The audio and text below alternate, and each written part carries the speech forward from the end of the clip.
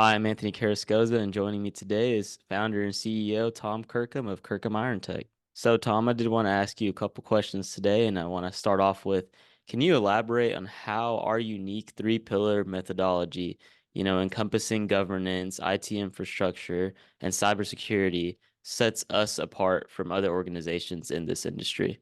That's a great question. I love talking about it.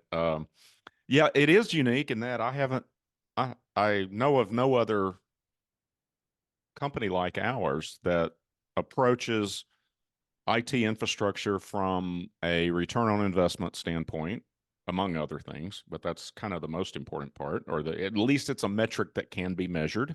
Okay. And then, of course, security's job one with us, and security's job one far and with our clients. But the third part is governance. And we've talked about governance long before it became part of NIST cybersecurity framework. And even before that, we spent a lot of time talking about administrative controls. There's three types of controls: physical controls, technical controls, and administrative controls. And administrative controls is a part of governance. And what makes our methodology, our analysis, our assessment methodology unique is we're focused on those three things.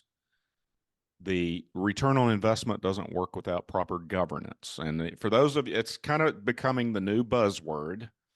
Now you're gonna, if you haven't heard it before, you will, but it's policies and procedures and culture, management, leadership, those type of things that, how people, you, everyone in the company just knows the company way of doing things, right or wrong. There's a process and policies and procedures.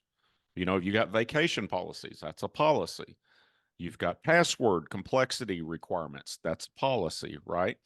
And the the you don't really get the full return on investment from your IT investment without really good administrative controls or governance, and you don't really understand the risk to your company or the threat to your company from a cybersecurity perspective without proper governance. A risk analysis or an IT infrastructure assessment, that's part of governance as well. And as we all know, that vulnerability assessment, that risk assessment from a cybersecurity perspective is the very first thing you need to do. But our methodology adds that IT infrastructure component. We use things like benchmarking. If, say, you're a law firm or a finance firm, accounting firm, a professional services firm, we're very familiar with what the benchmarks of spending are on IT and cybersecurity. So if your company is spending way under what everybody else in your business spends, why is that? It's not pat yourself on the back time, right? Because it's likely you have gaps in your cybersecurity, or you're not realizing that full return on investment on your IT spending. And that's why you invest in IT. It's not an expense for your company. I was talking to a guy the other day, and he finally replaced his laptop. It was 7 or 8 years old. And he goes, I was just shocked at how much better the new one performs. And I said, you probably got another $100 worth of value by pushing it way past its useful life. And now you see that you were suffering from a productivity perspective, efficiency perspective. It's crashing probably. You used it too far. You ran it in the ground. Proper governance says, let's replace these devices before they begin costing you money. He's a financial advisor. He makes a nice living. It's not worth $100. Save $100. Computers are inexpensive. Servers are even inexpensive these days. It's not worth running them into the ground. It's diminishing returns, and it doesn't work.